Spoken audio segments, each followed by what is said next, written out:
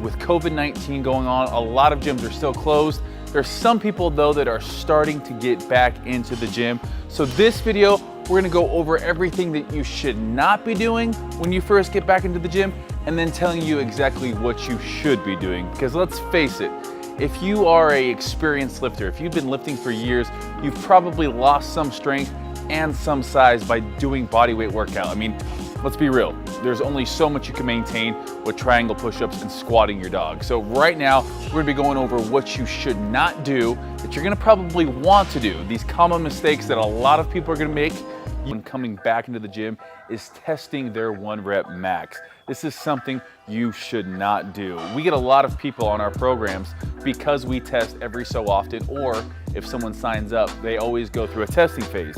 We get it, you're significantly weaker the day you get back into the gym, so the thought of retesting your maxes and basing your next training cycle on those numbers can be appealing.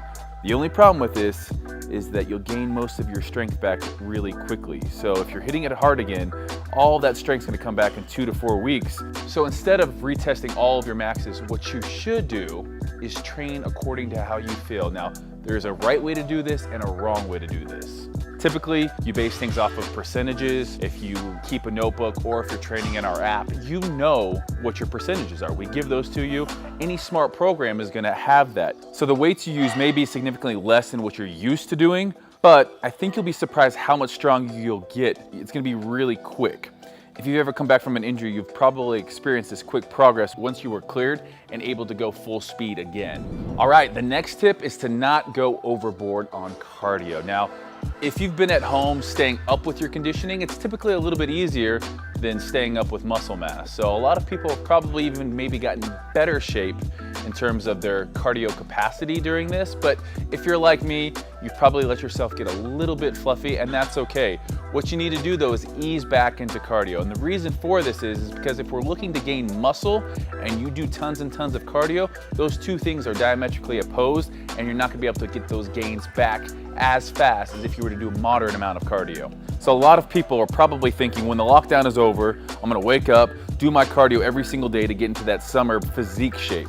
No one likes to see their hard-earned gains go down the drain. But just remember that if you wanna give yourself the best opportunity to gain muscle that you've lost, the best bet is to make sure you do moderate amount of cardio with weight training. Muscle mass drives metabolism. So if you want to give yourself the most opportunity to shed unwanted body fat, come back from quarantine majoring in weightlifting and minoring in cardio. You need to let your body adapt to weight training again. And remember, you're going to bounce back quickly. Give yourself 2 to 4 weeks to focus on regaining muscle and strength that you've lost. Hammering away on cardio will just delay that process and is the last thing you want to do right now. All right, the third thing you guys should really avoid is over dieting. Now, there's been so many snacks consumed by me during this quarantine. It's easy, you're at the house. The idea of dieting is hard when you don't have something to diet for. We don't know when those summer trips that we made before quarantine are actually gonna be able to be taken. So really, you're sitting around the house, a little bit bummed out about everything. I understand, I'm there with you guys. But coming back, you're gonna wanna have this urge to over diet, and you shouldn't do this. So this tip really goes hand in hand with cardio. If the quarantine 15 hits you hard, maybe even quarantine 25 for some people, then your natural response is probably to throw yourself into caloric deficit. This will really be counterproductive to bouncing back quickly. You want to give your body everything it needs to ensure its best opportunity for growth and recovery. So if you toss yourself into caloric deficit, you're just going to be swimming against the current. Remember when you were told you can't gain muscle and lose body fat at the same time? Well, this is one of those rare scenarios you may be able to achieve that goal. And this is, again, it's the same effect of when you come off an injury, you're going to bounce back very quickly. So make sure you're giving your body adequate nutrition. If your body doesn't have that, you're not going to be able to gain that muscle that you lost. So what I recommend is start at maintenance and adjust based on results. Maintenance basically means that you're not losing or gaining any weight. Doing this will help make sure you're fueling your body with enough to get your gains back, but also keep yourself in check so you don't gain a bunch of unwanted body fat.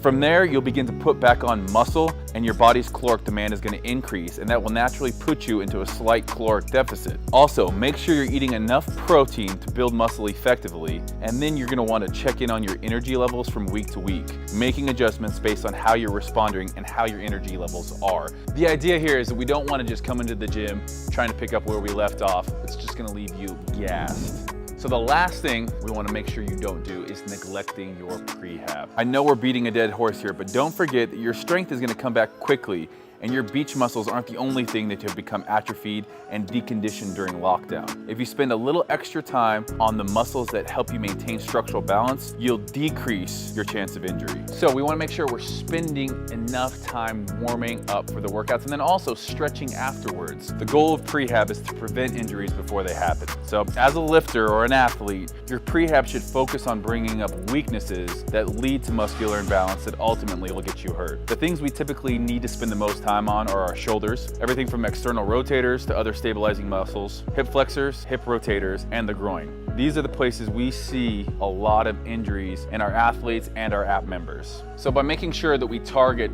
the shoulders, the hips, the rotators, you can do this in your warm-up, you can do this in between sets, but if you're not doing this, you're going to see an increase in injury, and that means you're not going to be in the gym training. You're going to be at home, depressed, even longer possibly than you were during quarantine. So hopefully you guys have seen from this video what you guys shouldn't do. I know a lot of people are going to be excited, ready to get back and want to just jump back in, but you also need to realize your central nervous system hasn't been doing heavy lifts. It hasn't been doing those deadlifts. It hasn't been doing those high impact cardio sessions of sprinting on an incline treadmill.